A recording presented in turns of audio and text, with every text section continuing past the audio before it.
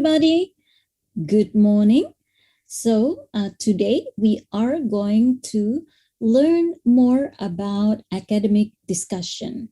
But first, let's have a look and talk about the course materials and first of all, the students' code of conduct. What is students' code of conduct? That is the class principles and the do's and the don'ts that you should be aware while taking this class.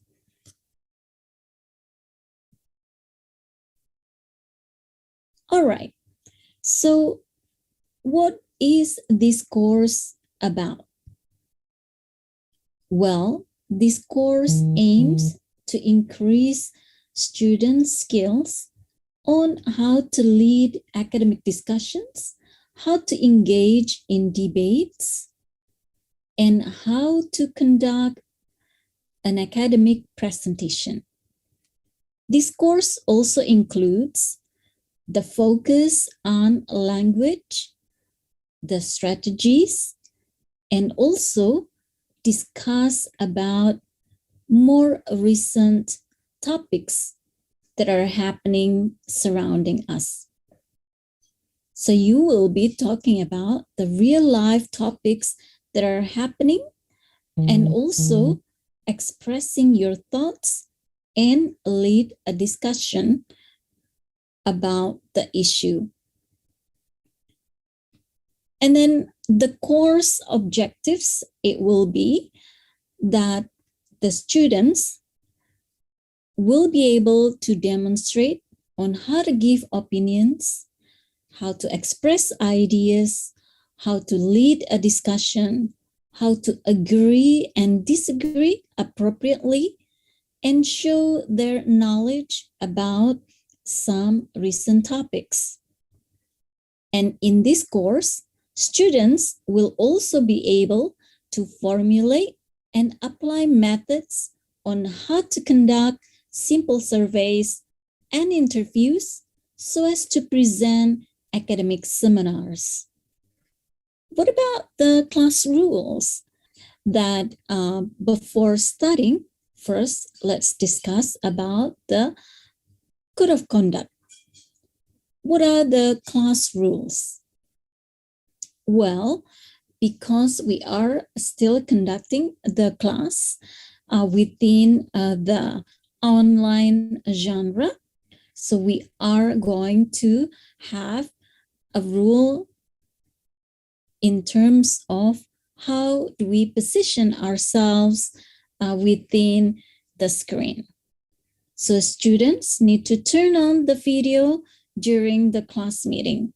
Why? So I can interact with you, I can see your gestures, I can see your facial expression, and you can also see me interacting through my eyes, my hand gesture, also the movement of my upper body. Yeah. You can see my smile, you can see my expression so as to help on providing feedback for your performance and so on. And then students should ask permission before leaving the class. Just as when we do class offline, students should ask for permission, and it also happens in the virtual class. So you should begin by asking permission to leave before you leave when needed. And then students are expected to dress up appropriately. So just like when you do offline, you would dress up, complete dress, like going to an academic setting. So I don't expect you to wear a bikini or your night pajamas, in your class meeting. Yeah, batik is my favorite dress. It can be for formal or informal situation. It covers all the types of meetings, including class meetings. Yeah, and then students are expected to be in a quiet room or place during the teaching and learning activities when possible. So you should have a corner, or if it's not possible, use your headset or earphone so you can focus on the learning. Yeah. And then students are expected to sit up at an upright posture during the meetings. Yeah, it is very important that you also do this. Why? First, for medical purposes, it is good to maintain this posture to help you study, and also good for our body posture. But also it shows your commitment to learning, just as like you are in an offline meeting or class. You wouldn't sit in a sleeping position, or just like maybe when you are relaxing in front of the TV, or when you are playing a game. So then students must participate actively in the class activities, both in asynchronous and asynchronous meetings. What does that mean? Meaning that even though you are having a delayed response types of meetings, you should be actively engaging in the tasks and assignments regulated or set out by the lecturer, so that you can always ask the questions, comment, answer questions, and so on. Engage with your lecturer and also your friends, be it directly or indirectly through the e-learning platform, which is now called Hebat e-learning. And you should also, when asked by the teacher, comment, express your ideas, and so on in the synchronous meetings. Students are not allowed to bring and eat food during the meeting, because especially that this is an academic discussion, you'd be talking a lot, you'd be expressing ideas, you'd be responding verbally during the class meeting, so you're not allowed to eat. But you should be hydrated, so prepare your water, prepare your drinks so that you can stay hydrated. Yeah. And then what are other class principles? These class principles entail that you should uphold your integrity, honesty, and academic code of conduct, meaning that you should not conduct any types of plagiarism, and then you should also avoid any other dishonesty, academic or non-academic, in academic or non-academic manners. This means that at any times when you have the opportunities, you should always try to provide good, credible resources, and also appreciate whoever inspires you, or reference any works that you use for your works. Yeah, you are inspired by other people. Let other people know that. Okay, and this class functions as a safe place to share opinion, which means that no matter your background, no matter who you are, this is a safe place for you to share your opinion, whether you are agreeing or whether you are disagreeing. Your opinions matter, no matter how small and no matter how different your opinion is.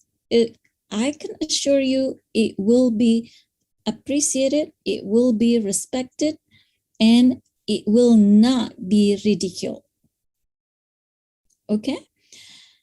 And then this class values the students' right to express themselves.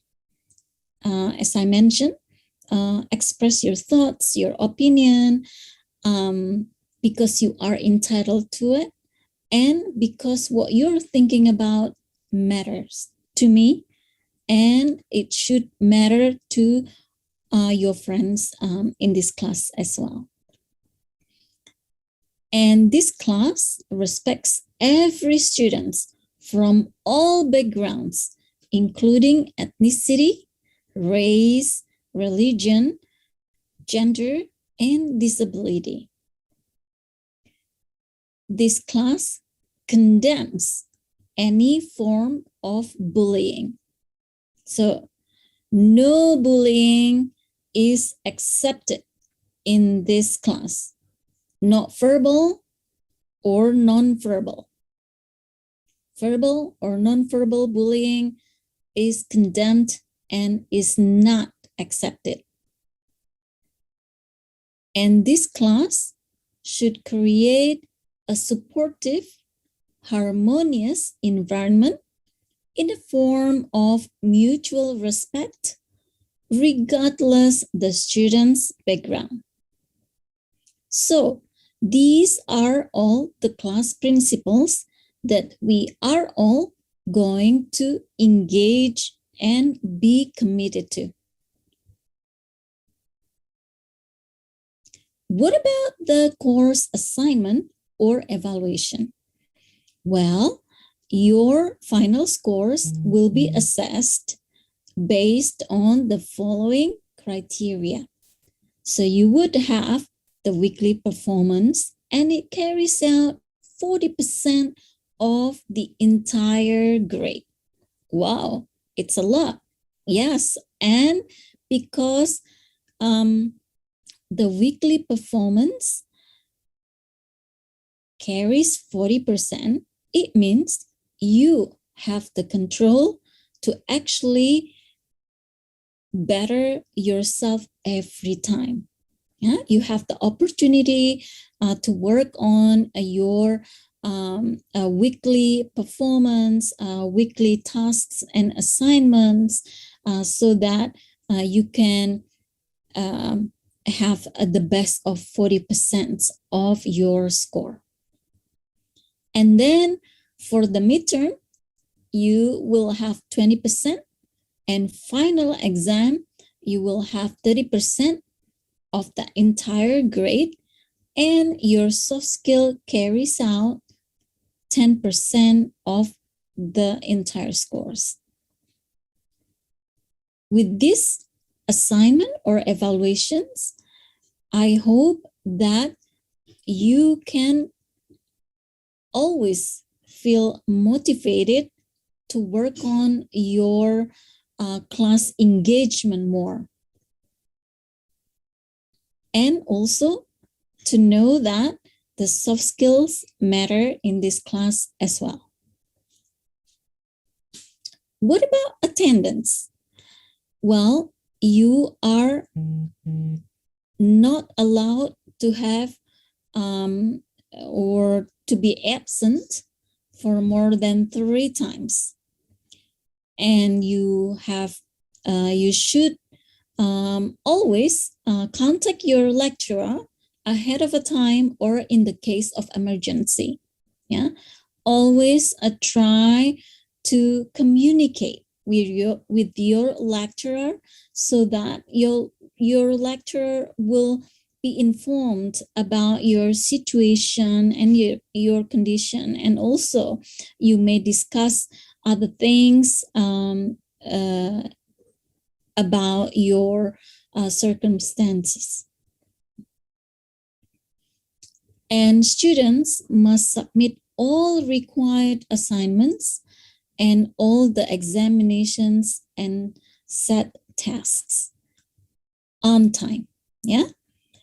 So you need to think ahead and prepare ahead of a time about the submission, because there is no lateness in submission is allowed. Okay. That's are all of the course rules, the principles, and students' code of conduct that you should be aware to.